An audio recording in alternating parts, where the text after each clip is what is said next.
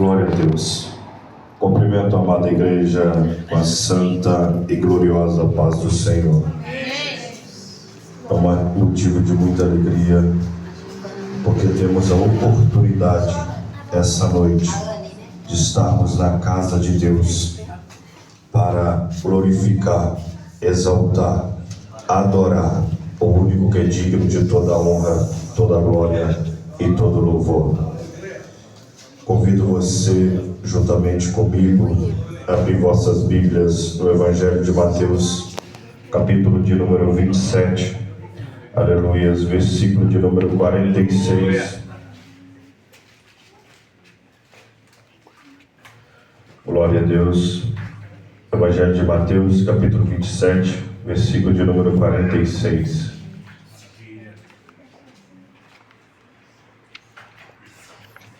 Quero desde já agradecer ao Senhor por mais essa oportunidade de poder ministrar a tua santa e gloriosa palavra. Agradeço a Deus pela vida do meu amigo pastor Rubens, que mais uma vez nos dá essa oportunidade. Estamos aqui. Já faz um tempo que nós estamos tentando, né, pastor? Mas Deus, Ele sabe a hora e o momento certo. Deus abençoe a cada um dos obreiros dessa casa, a cada um das irmãs, dos irmãos. Louvo a Deus pela vida da minha mãe que me acompanha, dos meus filhos, minha sobrinha, minha esposa não pôde vir, que ela também cuida do departamento da igreja com nós congregamos. Eu também trago a saudação da minha bispa, pastor Alessandra Ribeiro, ali de São José dos Campos, da Igreja Evangélica do Poder de Deus. Amém? Todos acharam a palavra? Diz assim a santa palavra de Deus. E perto da hora nona, exclamou Jesus em alta voz, dizendo: Eli, Eli, lema sabachthani, isto é, Deus meu, por que me desamparastes? Curve sua cabeça, vamos orar. Grandioso Deus e eterno Pai, Senhor, nós já ouvimos o Senhor falar, Pai, através de cada louvor, através das orações, ó Pai. Pai, agora nós te pedimos, ó Pai, continue falando conosco através da Tua palavra. Nós estamos aqui, Pai, tão somente para te adorar, te exaltar e glorificar o Teu santo nome. Por isso, nesta hora eu te peço, ó Pai, fala conosco não aquilo que queremos ouvir, mas o que necessitamos, ó Pai. Fala conosco, nem que seja uma palavra de repreensão, mas fala o nosso coração, porque nós estamos aqui para te adorar e nós te louvamos em nome de Jesus. Amém. Podeis assentar glorificando o Senhor. Glória a Deus. Hoje o culto a qual nós trazemos a memória do sacrifício vicário que Jesus Cristo fez por nós na cruz do Calvário, nos dando o melhor e o maior dom, que é o dom da vida, porque de fato outra hora não nos pertencia a vida. O ser humano ele andava a esmo, sem direção, no mundo sombrio, com a tendência ainda à morte eterna.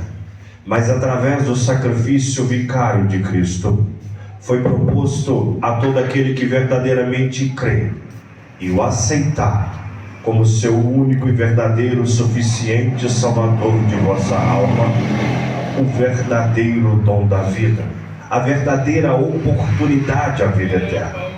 E Mateus, o evangelista, cujo seu nome significa dom de Deus, ele descreve, e ele começa a descrever, e quando ele começa, ele traz Jesus Cristo em sua genealogia, provando aos judeus que de fato ele era o rei, que de fato ele era o rei aguardado, e que de fato a salvação só poderia vir através de Cristo. Por volta de 56 a 58 depois de Cristo, ele escreve este evangelho.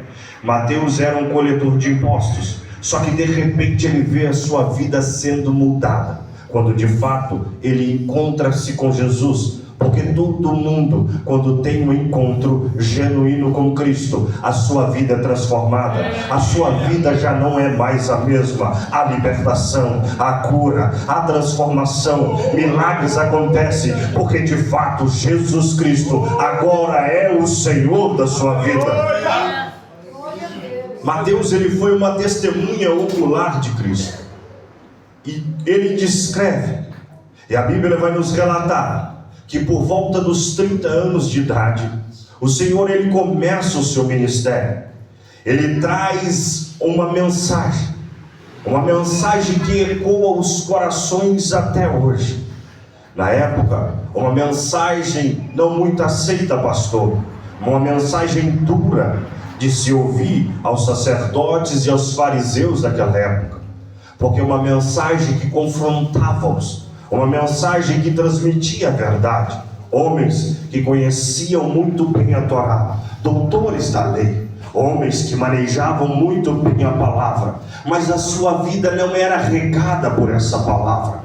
A princípio eles a conheciam, mas não viviam. Agora Jesus, ele vem com um caráter imaculado, seguindo aquilo que ele ministrava. E quando ele ministrava, ele de fato mostrava que ele vivia o que ele ministrava. Isso confrontava o coração, e ele trazia mensagens proféticas, mensagens através de parábolas, e as suas mensagens mostravam o que de fato era o reino de Deus. Mostrava que a percepção a qual eles tinham não estava encaixando verdadeiramente naquilo que era o reino de Deus, porque o que eles se importavam verdadeiramente era com seus ganhos, era com seus lucros. Eles não se importavam com a salvação nem sequer da sua própria alma, porque se importassem de fato, viveriam aquilo que a palavra ordenava. É por isso que depois o apóstolo Paulo, ele vem dizendo: a letra mata, mas o Espírito vivifica. Por quê? Porque se não vivesse pela palavra, seria apedrejado, e a morte os esperava. Mas agora, quando aceitamos a Cristo como nosso Senhor, o Espírito Santo, ele nos convence a viver a palavra, ele nos ensina a amar a palavra, ele nos ensina que a palavra é santidade para a nossa vida, que a palavra de fato é o caminho para a vida eterna. De fato ela nos direciona até Cristo.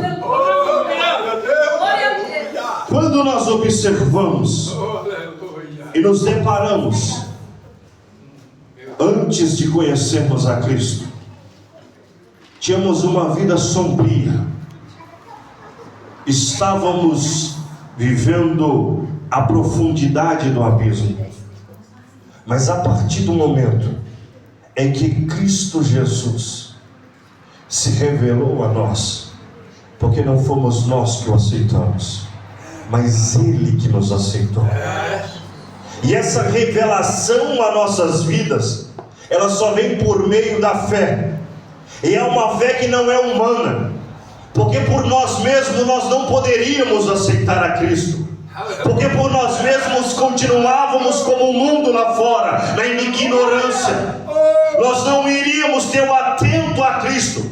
É por isso que Paulo descreve a igreja de Coríntios, dizendo acerca do conhecimento do homem, que acham que tem o seu conhecimento. O verbo usado no grego é sineidos, conhecimento do conhecimento, ou seja, acham que conhecem, mas de fato não tem o conhecimento. Mas a partir do momento que nós entregamos a nossa vida a Cristo, aí sim o verdadeiro conhecimento brotou em nossos corações, o verdadeiro conhecimento floresceu em nossa alma, porque esse conhecimento não é humano, esse conhecimento vem de Deus, através do glorioso Espírito Santo, que nos convence do pecado, que nos convence da imundícia nesse mundo, e nos coloca em uma vida santa, em uma vida imaculada, para que Cristo possa olhar e contemplar que de fato sim, a sua noiva está com as vestes brancas, que de fato sim, a tua noiva espera a tua bendita esperança,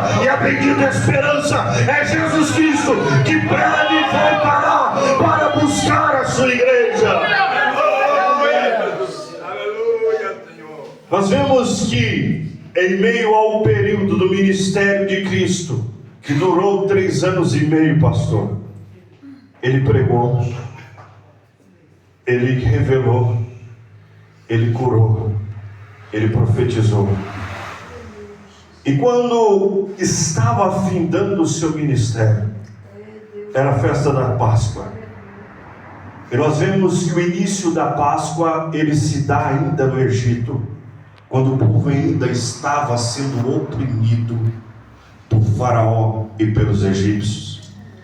O que me chama a atenção é que quando a Páscoa surge, o Senhor quer revelar ao mundo que de fato Ele é o único e verdadeiro Deus. Ele usa o seu servo Moisés e vai dizer: o espírito da morte vai descer sobre o Egito, mas vocês vão pegar o cordeiro, vão sacrificá-lo, vão ungir os umbrais das casas. E quando ele descer sobre o Egito, as casas que ele vê marcada com sangue, o espírito da morte passará reto. Então entenda que o significado da Páscoa, ele vem do hebraico, quer dizer passagem, ou seja, passagem. Porque o espírito da morte desceu, mas na casa do povo de Deus ele passou direto. O Senhor está dizendo essa noite: você foi selado pelo sangue do Cordeiro, você foi selado pelo sangue do Cordeiro, e o espírito da morte, ele passa direto, ele não provém sobre a sua vida, ele não provém sobre a sua casa, porque você foi marcado pelo sangue do Cordeiro. Veja que o Senhor, ele manifestou-se de uma maneira sobrenatural no Egito. É tremendo o agir de Deus. Deus usa Moisés para libertar o povo, mas ao mesmo tempo Deus endurece o coração de Faraó, porque ele quer mostrar: quem está no controle sou eu, quem manda nos homens sou eu, quem governa a terra sou eu, quem governa o universo sou eu, quem governa os mares sou eu. Não há nada que impeça o agir e o trabalhar do Senhor. O Senhor endureceu o coração de Faraó para mostrar: os deuses do Egito nada são, senão são reles, imagens criadas pelos homens, mas agora eu sim, eu sou o Criador. Nada existia antes de mim. Eu sou o Alfa e o Ômega, o princípio e o fim. A criação pertence ao Senhor. Aleluia. Após a morte dos primogênitos do Egito, Faraó agora ele permite que o povo vá embora. Os egípcios, o Senhor ele dá uma ordem para alguém que viesse a ensinar acerca das leis espirituais, para instruir o povo no caminho da santidade. Só que quando o Senhor dá essa ordem, Deus dá outra. Agora, toda vez que vir a festa da Páscoa, vocês sacrificarão um cordeiro por expiação dos vossos pecados. Jesus ele estava em Jerusalém juntamente com seus discípulos. Momento antes do seu sacrifício vicário por nós na cruz do Calvário, ele prepara o banquete, ele prepara a ceia. E agora, antes da ceia, ele chama os seus discípulos e ele lava os pés dos seus discípulos. Ele nos deixa uma lição, a lição da qual nós devemos ter um entendimento em nosso coração. Nós fomos chamados para servir, e servir é o maior privilégio que possa ser dado a alguém sobre essa terra. Servir ao nosso irmão com alegria. Nos momentos de tristeza está ali para servi-lo, entendendo que a tristeza do nosso irmão é a nossa tristeza, entendendo que a alegria do nosso irmão é a nossa alegria. Eu não fui chamado ao pastorado porque eu sou bom, não, muito pelo contrário. Eu fui chamado para ser servo, e servo, a palavra no original ela quer dizer escravo, e se eu sou escravo eu tenho um Senhor, e o meu Senhor ele governa as minhas ações, o meu Senhor ele determina os meus passos, o meu Senhor determina o meu falar, o meu Senhor determina tudo sobre a nossa vida. O interessante é que muitos hoje em dia não entendem o sentido de servir. Não pode ser dado um cargo que já acha que pode algo, quando nós não podemos nada. Já acha que sabe tudo, quando nós não sabemos ainda nada. Nós temos que entender que de fato nós estamos dia após dia aprendendo com o nosso Senhor, e aprendendo porque aqui nós estamos num preparo para a eternidade. Na eternidade nos aguarda, a eternidade nos espera, mas de fato só vai viver a eternidade ao lado do Senhor quem entendeu o que é o Evangelho, porque o Evangelho ele requer sofrimento, o Evangelho ele requer lágrimas, o Evangelho muitas vezes nos proporciona sangramentos, muitas vezes nos proporciona feridas intensas, mas o Evangelho aqui, ele pode ser perda, ele pode ser luto, ele pode ser agonia, mas uma coisa é certa: tudo isso que vivemos aqui é momentâneo, mas este momento momentâneo de dor, ele está gerando um momento eterno de alegria, gozo, paz, felicidade, aonde jamais poderão ser roubados da nossa vida. Perceba que após ele ensinar o propósito de servir, agora ele vai fazer o memorial da ceia. E ali há um cumprimento ao profeta Jeremias, no capítulo 31, no versículo 31, ele vem dizendo: novo pacto, nova aliança, agora através do sangue de Jesus. Mas no versículo 32 ele vem dizendo: porque a velha aliança que o Senhor firmou com vossos pais, quando os tirou do Egito, o tomando-os pela mão e os despojando, eles rejeitaram. E agora virá nova aliança. Essa aliança hoje nós trazemos a memória do verdadeiro sacrifício que Cristo fez por nós ali na cruz. Entenda que quando o Senhor ele participa dessa ceia, ele ensina os seus discípulos e ele traz a memória deles. Agora ele vai dizer que sobre a mesa também estaria o traidor. Talvez eles começassem a se indagar entre si, dizendo: ele está louco. Porque a percepção e a aceitação, pastor, de uma mensagem dura, ela não é bem aceita. Muitas vezes nós criticamos uma mensagem quando ela é dura, porque ela é difícil de ser aceita. Mas agora, quando a mensagem ela vem e vem dizendo que virá bênçãos para a nossa vida, essa mensagem é aceita. Por quê? Porque nós não entendemos o significado do culto. Muitas vezes nós vamos para a igreja, mas nós não abrimos a boca para dar um glória, nós não glorificamos ao Senhor, nós não estamos dando glória para o homem, mas nós estamos glorificando ao Eterno, o Rei da glória, porque Ele é digno de toda honra e toda glória, todo louvor. O culto, quando ele foi iniciado na cruz do Calvário, e marcado e selado com um verdadeiro sacrifício, um símbolo de amor, foi ali justificado pela minha vida e pela sua vida. Aleluia, Jesus. Percebam que ali o Senhor ele indaga essa pergunta, essa certeza e essa clareza. O evangelista João, a quem Cristo tinha por amado, agora ele encostando no seu peito pergunta: Senhor, quem é o traidor? Jesus vai dizer: aquele que eu lhe dei o pão. O Senhor dá Judas e disse: vai, faz o que tem que fazer. Imediatamente Satanás entra nele, ele vai ao encontro dos sacerdotes. E aqui eu quero iniciar essa mensagem com 5 tópicos, 5 momentos de sofrimento e dor para a vitória triunfante. O primeiro é a prensa do Espírito Santo. Jesus ele vai ao Getsemane, saindo da ceia, ele leva os seus discípulos. Chega um certo ponto, eles mandam ficarem ali, leva mais adiante consigo Pedro, Tiago e João. Chega um certo ponto, ele diz a eles: ficai em vigilância, porque eu vou mais adiante a orar.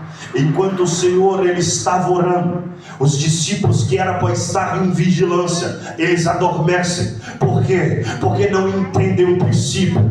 Por que muitas vezes hoje em dia pessoas se afastam do caminho do Senhor? Por que hoje em dia muitas pessoas enfraquecem na fé? Porque não estão em vigilância. Podem até ser de muita oração, podem até fazer uma leitura diária da palavra, mas não vigiam. A falta de vigilância vem atormentando os cristãos. A falta de vigilância vem sendo o alvo principal a qual Satanás ele vem vestindo contra nossas vidas, porque o inimigo de vossas almas ele é astuto, ele é estrategista, ele sabe muito bem aquilo que atrai seus olhos, ele sabe muito bem aquilo que é prazeroso à sua carne, e de maneira alguma ele aceita perder a sua alma. Ele sabe que ele tem o tempo ao seu favor, e tendo o tempo ao seu favor, ele entende algo. É no momento da vigilância que brota a brecha, que há fraqueza, e quando há fraqueza, ele entra com total força. Mas nessa noite, o Senhor me trouxe aqui para te dizer: é hora de vigiar, é hora de fechar a brecha, porque o inimigo, quando tentar bater, ele não vai te atingir, ele não vai atingir a sua casa, ele não vai atingir a sua família. Perceba que o Senhor percebe eles dormindo, agora vai dizer: vocês não podem vigiar nem por uma hora. Ele nos desperta e volta ao seu posto para orar. E agora ali é posto em agonia. O Senhor começa agora uma oração, pastor, mais intensa, uma oração mais fervorosa. Agora uma oração tão agonizante que ele começa a suar gotas de sangue.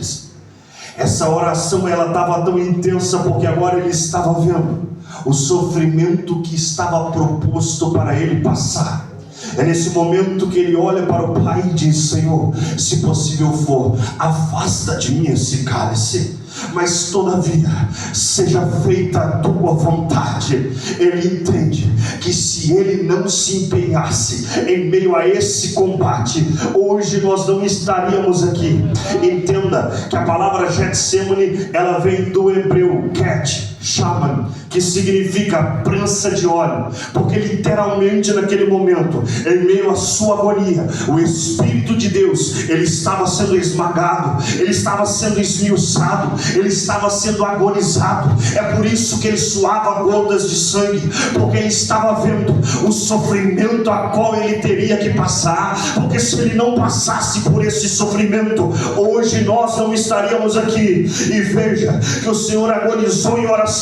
A sua agonia era tão intensa que nenhum outro versículo da Bíblia você vai ouvir e vai ver a palavra agonia descrita. É somente aqui. E a palavra agonia, ela vem do grego, que quer dizer empenhado em combate. Esse combate que ele estava empenhado, nós não poderíamos estar, porque nós jamais suportaríamos, porque de nós mesmos nós nunca poderíamos ser libertos. E ele se empenha nesse combate para que hoje eu e você pudéssemos ter a certeza que hoje nós somos livres.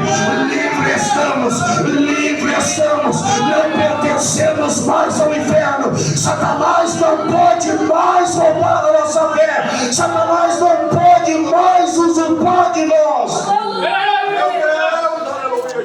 Ele se empenhou nesse combate, nos tirando da garra de Satanás. Enquanto ele empenhava-se nesse combate, em oração, conversando com o Pai, pensando e preparando de qual maneira seria, de como seria, pastor. E aqui começa a segunda parte: abandonado pelos homens. Mateus 26:56, a parte B vem dizendo: então todos os discípulos deixando fugiram. Salmos 22:11 diz: não te alongues de mim, pois a angústia está perto e não há quem a acuda. Perceba que enquanto ele estava no Getsemane, ele foi traído por Judas, preso pelos judeus. Os seus discípulos Abandonaram, até mesmo à custa de correr nu, como diz em Marcos 14, no versículo 51 e 52. Veja, pastor, que o sofrimento a qual estava proposto era terrível, e o que os discípulos mais temiam era a morte. Eles fogem e deixam a sua veste para trás. Perceba comigo que o abandono agora toma conta de Cristo. Além do aprisionamento, além da traição, agora ele sentia a dor também do abandono. Perceba comigo que agora os sacerdotes, junto com os guardas, pegam ele, levam ele de volta para a cidade, e eles vão levá-lo para a casa do sumo sacerdote, para o cenáculo. Só que aqui eles vão fazer um julgamento ilícito. O primeiro, o julgamento não poderia ocorrer. Ele poderia ocorrer somente em locais de reunião regular, ou seja, no sinédrio, não no palácio do sumo sacerdote, como foi feito. Segundo, o julgamento não poderia ocorrer na véspera do Shabat ou de festas, ou à noite. Terceiro, uma sentença culpado somente poderia ser anunciada no dia seguinte ao julgamento. Eles arrumam a testemunha, como está lá em Deuteronômio, capítulo 19 e 15. Mas as testemunhas não concordam. Então agora eles vão dizer blasfêmia, no momento que ele diz seu filho de Deus. Jesus, ele sofreu ali escarnecimento pelos guardas. Eles cuspiram na sua cara, eles bofetearam o seu rosto, a sua face. Ele sofreu humilhação, mas tudo isso ele sofreu por amor de vós. Tudo isso ele sofreu por amor a nós. Ele sabia que se o preço não fosse pago, nós não teríamos o direito à vida eterna. Hoje nós estamos aqui essa noite porque um inocente, com sangue puro, com sangue precioso, e sofreu um sacrifício por nós naquela cruz. Terceiro ponto, o sangue recai sobre os sacerdotes. Perceba que após isso, eles levam ele diante de Pilatos. Eles chegam a Pilatos, porque assim como os romanos, os judeus, eles não tinham direito ao julgamento. O julgamento, a acusação de morte, ela pertencia somente aos romanos, a execução. Então eles levam a Pilatos. Só que agora, pastor, a acusação vai mudar. Agora a acusação já não é mais blasfêmia. Como não tinha acusação, eles usam o artigo como se fosse pronúncia de blasfêmia, porque ele disse que era filho de Deus, sabendo que os romanos não dariam crédito a essa acusação. Agora eles vêm dizendo, ele se reivindica rei, e reivindicando o rei, ele agora diz a toda a nação a não pagar impostos a Roma. Pilatos olha bem, e quando ele o questiona, ele não vê acusação. Ele percebe que ali estava um homem inocente, principalmente porque a sua mulher foi atormentada pelo Espírito de Deus a noite inteira, que lhe revelou que um inocente morreria, que um inocente sofreria, que um inocente seria dado como culpado. O Senhor então ele percebe algo e manda, vai até Herodes, porque ele é galileu. Manda até Herodes, ele é o rei de vós. Quando ele chega até Herodes, ele não fala nada. A única coisa que ele vai dizer é que de fato ele era o rei dos judeus. Herodes ele manda voltar para Pilatos. Quando ele chega de volta a Pilatos ele tenta de qualquer maneira tirar a Jesus da morte. Ele tenta, e quando ele vê, ele traz Barrabás, que era um homem violento, um homem sanguinário. Ele dá o privilégio de escolha.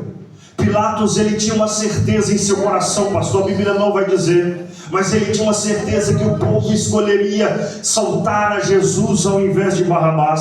Só que o povo estava inflamado pelos sacerdotes, E os sacerdotes, com seu coração inflamado por Satanás, agora eles clamam: solte Barrabás e crucifique a Jesus. Solte Barrabás e crucifique a Jesus. Oh, grande Deus, aleluia.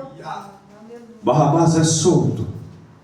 Pilatos ainda não estava por satisfeito, então ele manda açoitá-lo. Quando o prisioneiro ia ser açoitado, eles amarravam num tronco, para que as costas pudessem ficar totalmente expostas. E agora eles pegavam o flagelo. Ele era uma vara com muitos chicotes, muitas cordas. Ela era prensada com ossos e metais. A Bíblia não vai descrever nos evangelhos quantas foram as chicotadas, mas em Deuteronômio 25 havia um mandamento que era 40 chicotadas. Pelo erro de cálculo, depois abaixaram para 39. É por isso que Paulo, quando vai descrever que ele carrega consigo as cicatrizes, as marcas de Cristo, ele disse: assim também como o meu Cristo, eu sofri uma quarentena de açoite, menos uma, 39. Paulo agora ele indaga que assim como Cristo foi açoitado, ele também foi. Só que a lei romana era diferente. A lei romana não tinha uma contagem certa, e agora começava a chicotada. E quando as chicotadas eram dadas, aqueles ossos que ali estavam juntos com os metais, eles agarravam a sua pele, puxando, estilhaçando e deixando a carne exposta junto com os nervos. O sangue começava a jorrar, e ali a agonia começava, o sofrimento, a perda do sangue. O Senhor ele já estava a noite inteira sem se alimentar, e agora com a perda do sangue ele estava enfraquecendo. Agora ele começou a ter febre, agora o seu corpo começava a ter cãibra pelo sofrimento, pela dor da carne. Mas o que me chama a atenção é que após as chicotadas, pastor, eles vão escarnear dele mais uma vez. Eles mais uma vez fazem escarneio do nosso Senhor. Eles pegam uma veste escarlata, colocam sobre ele, trançam uma coroa de espinho, colocam sobre a sua cabeça, pegam um cajado, dá sobre a sua mão direita. Agora eles escarneiam dizendo: salve o rei dos judeus, salve o rei dos judeus. Meu Deus. O que é interessante, igreja, é que ele passou por tudo isso como uma ovelha muda. Ele não murmurou, ele não blasfemou contra Deus. Muitas vezes passamos por momentos de perda, por momentos de dor, por feridas que abrem e nos agonizam. A primeira coisa que fazemos é questionar Deus o porquê. A primeira coisa que fazemos é querer abandonar, é desistir. Achamos que temos o direito de pensar Deus na parede e querer que Ele faça algo. Entenda bem, o maior privilégio já foi nos dado, o privilégio e a certeza da salvação. Se nós estivermos numa vida santa, numa vida imaculada, seguindo a palavra de Deus, entendendo que o sacrifício que Ele fez por nós na cruz do Calvário foi nos dado a salvação. Esse sim foi o verdadeiro sacrifício. Nós não temos direito algum de questionar qualquer coisa, seja perda, seja rejeição, seja abandono. Tudo isso faz parte da vida, mas o que nós temos que entender é que o nome dele tem que ser glorificado, porque ele é o Rei da Glória. Veja, ele sofre tudo isso, e depois deles escarnear dele, a Bíblia vai descrever que mais uma vez eles gospem sobre sua face, tomam o cajado da sua mão, eles batem aonde estava a coroa de espinho. A coroa ela tinha de 5 a 8 centímetros cada espinho, penetra a região vascular da sua cabeça, sobre o escalpo, penetrando o escalpo, e mais um severo sangramento agora acontece. Perceba que mesmo com tudo isso, ele permanece calado, pastor. Ele não fala nada. Como a ovelha muda, ele estava pronto para o matador. Ele entendeu que ele era o sacrifício pelos nossos pecados. Ele sabia que se o seu sangue não fosse derramado naquela cruz do Calvário, sangue algum poderia nos libertar, sangue algum poderia nos dar o perdão. A Bíblia vai nos descrever em Apocalipse, quando João, aprisionado na ilha de Patmos, ele tem a visão que o Senhor lhe permite aos céus, e quando ele chega, ele vê os 7 selos. João agora, ele está atônito para que esses selos possam abrir, porque ele entende que quando abrisse os selos, ali se cumpriria tudo aquilo que o Senhor já reservou à humanidade, e aqueles que verdadeiramente estivessem selados pelo sangue de Cristo, eles sim estariam salvos para toda a eternidade. Só que o anjo vai lhe dizer que não havia ninguém no céu que poderia abrir, não havia ninguém na terra ou embaixo da terra. João agora ele se estremece. Veja bem que nem o sangue precioso de Abel era capaz de abrir os livros, era capaz de desatar os selos, mas quando o Cordeiro chega no céu, agora ele vai dizer: agora sim chegou aquele que é capaz, agora sim chegou o único que é santo, o único que é digno de abrir e desatar os 7 selos. Perceba comigo. Quarto ponto: os nossos pecados eram pesados demais. O procedimento da crucificação era o seguinte: a cruz ela havia a haste de cima, que é chamada de patíbulo, a qual os pulsos daquele que fosse crucificado e acusado de execução era pregado. O patíbulo ele pesava, pastor, por volta de 40 a 50 quilos. Ele iria carregar agora o patíbulo pela Via Cruz. A Via Cruz ela era uma subida inclínea até o Gólgota, aonde era feita a crucificação, 600 metros aproximadamente subindo. Mas ele já estava à noite sem se alimentar, estava dias sem se alimentar, tendo sangramentos intensos. O seu corpo estava debilitado, as suas pernas já estavam bramas. E a Bíblia vai dizer que quando ele sobe a Via Cruz, por 3 vezes a fraqueza o pega e ele cai sobre a terra.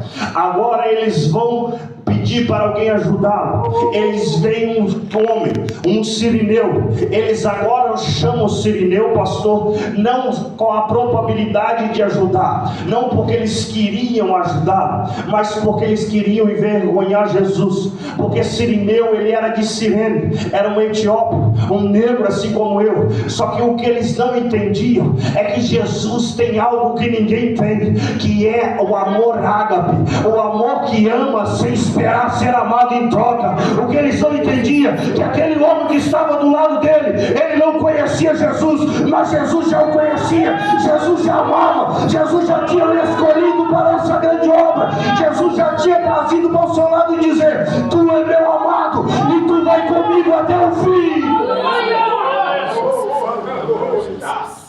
Quando chegava no Gólgota, o patíbulo era posto no chão.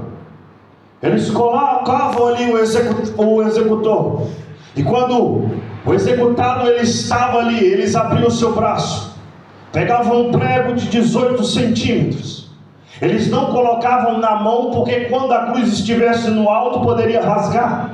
Eles colocavam no pulso, na altura do nervo mediano, e isso fazia que choques de dor intensa corressem por todo o seu braço. E quando eles colocavam, aí eles colocavam o poste, e mais outra vez pregavam os seus pés. Quando eles fossem pregar, eles tinham que virar o joelho na vertical, para que pudesse penetrar os pés e ele ficasse firme, ficasse fixo. Quando levantava a cruz da vertical e ela colocava sobre o buraco para ficasse imposta, ali havia um deslocamento grande, severo.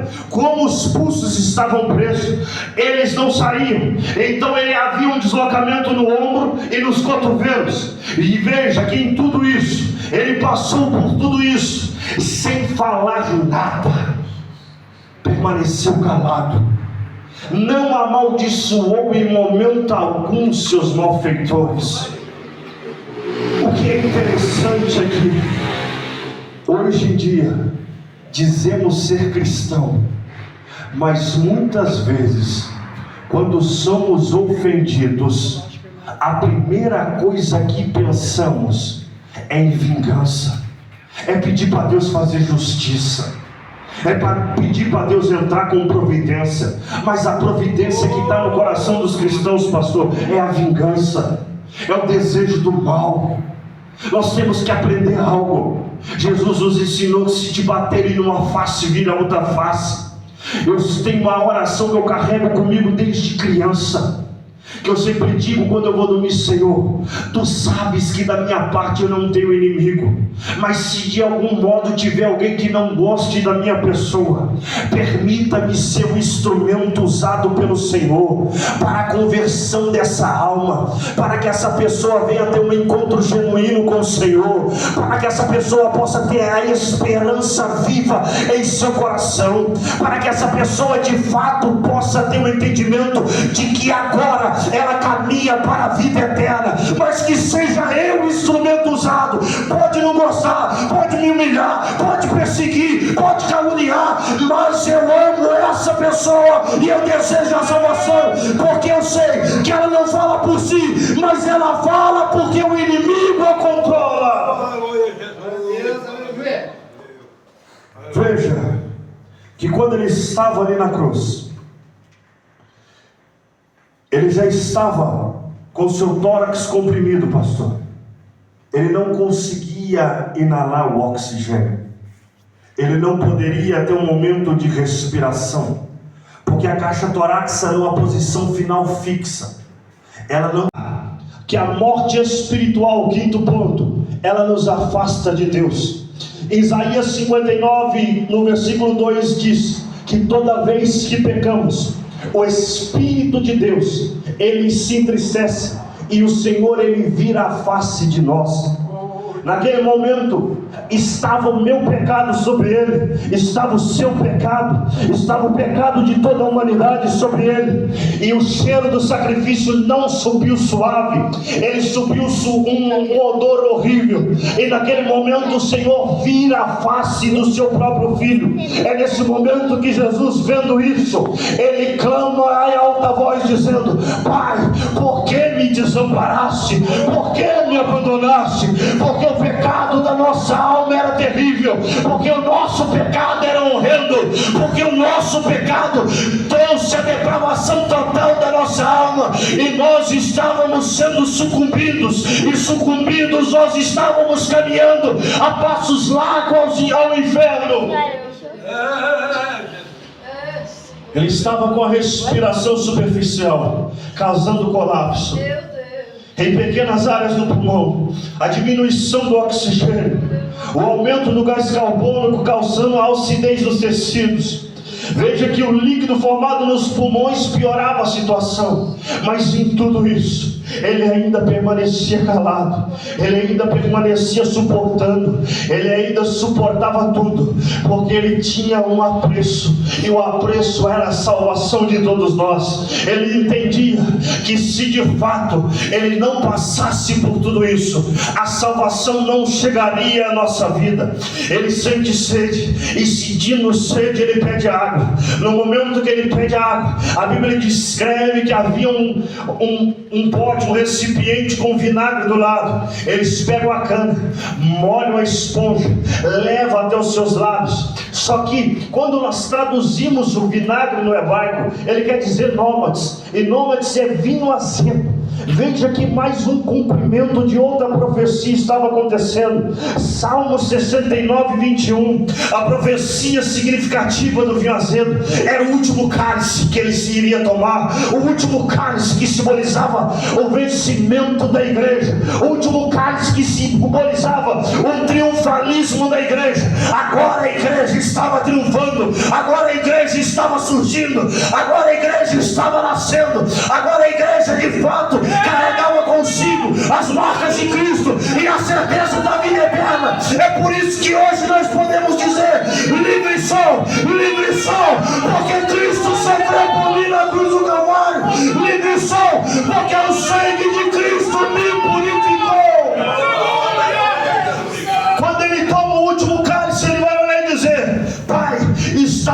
consumado, em tuas mãos eu entrego o meu espírito.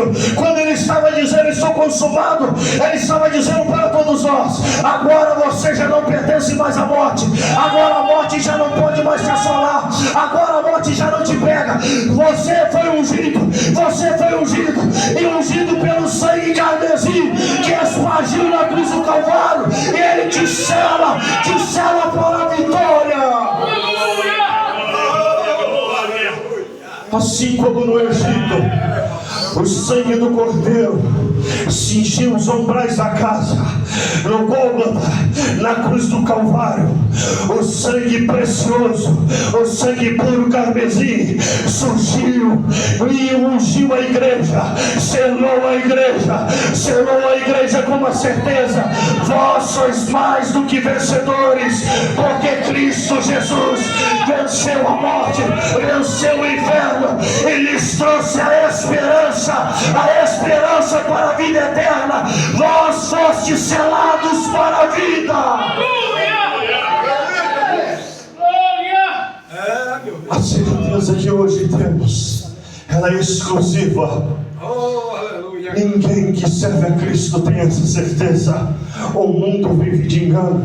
É por isso que o belo louvor da harpa de hino 243 vai dizer: meios de salvar se inventa, roga e clama ao seu favor, mas não tem meio algum, mas não tem salvação nenhuma. A única salvação está em Cristo. É por isso que ele vem dizendo bem claramente: eu sou o caminho, a verdade e a vida. Ele já mostrou, é exclusivo, o único caminho é ele. É por isso que ele diz: o caminho, não tem outro, a vida, não há outro, a verdade, é só ele tem. A verdade é exclusiva em Cristo, e essa noite eu vim aqui para te trazer uma verdade: vós foste selado pelo sangue de Cristo, e Cristo breve voltará para nos buscar. O preço foi pago, o preço foi de sangue. E quer o inimigo de nossas almas ou não, nós fomos selados por este sangue.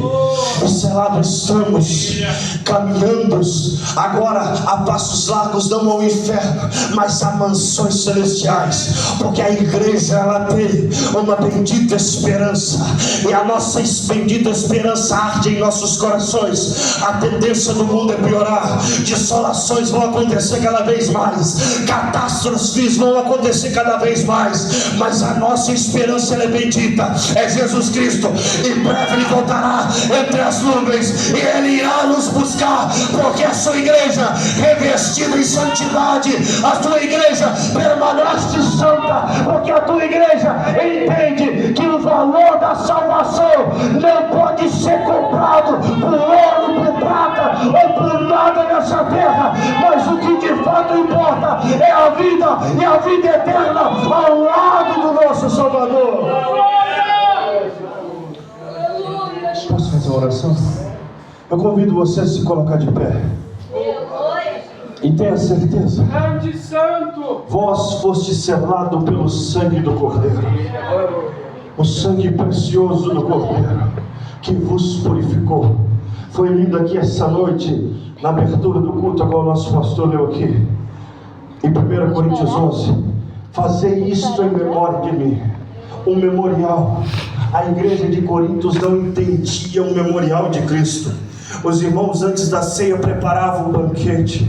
Os ricos se fartavam e menosprezavam os pobres. Os pobres, eles ficavam muitas vezes até sem comer nada, porque eles reuniam e levavam o banquete antes da ceia, e por não ter recursos, condições, às vezes eles ficavam sem comer, pastor. E é por isso que ele vem dizer: aquele que tiver fome, que come em casa, mas esperai-vos uns aos outros. E Paulo, ele chama a atenção: ei, isso é para ser um memorial, isso é para ser guardado, isso é para ser esperado, porque aqui nós ensaiamos, porque aqui nós lembramos o sacrifício, mas breve ele voltará, e quando ele voltar, nós estaremos no banquete celestial, nas bodas do Cordeiro, com ele, juntamente com ele, ceando com ele, se alegrando com ele, vivendo com ele. Curve a sua cabeça, vamos orar. Senhor Jesus. Jesus, a tua palavra foi apregoada aqui essa noite, Pai. Pai, é noite a qual nós trazemos, Senhor, o memorial de tudo aquilo que o Senhor fez por nós no Calvário. Pai, gratos somos pelo sacrifício vivo que o Senhor fez por nós na cruz. Pai, se não fosse esse sacrifício vivo, esse sacrifício puro, esse sacrifício de amor genuíno, Pai, nós não estaremos aqui essa noite. Nós não tínhamos a certeza que hoje temos, que nós seremos salvos, que nós estaremos na glória, que nós estaremos para todo sempre ao seu lado. Pai, eu te peço, Pai, renova a tua igreja essa noite, acende a chama em nossos corações, que dia após dia nós possamos ter uma certeza que através desse sacrifício fomos chamados para uma obra extraordinária, uma obra que arde em nossos corações.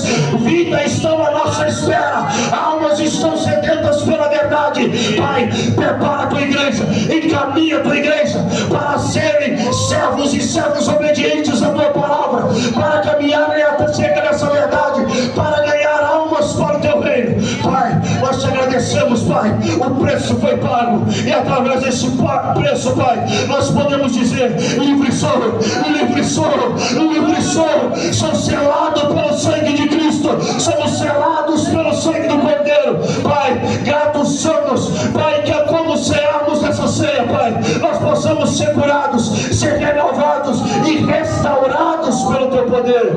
E nós te agradecemos, Pai, não somente hoje, mas para todo eterno sempre. Amém, Jesus.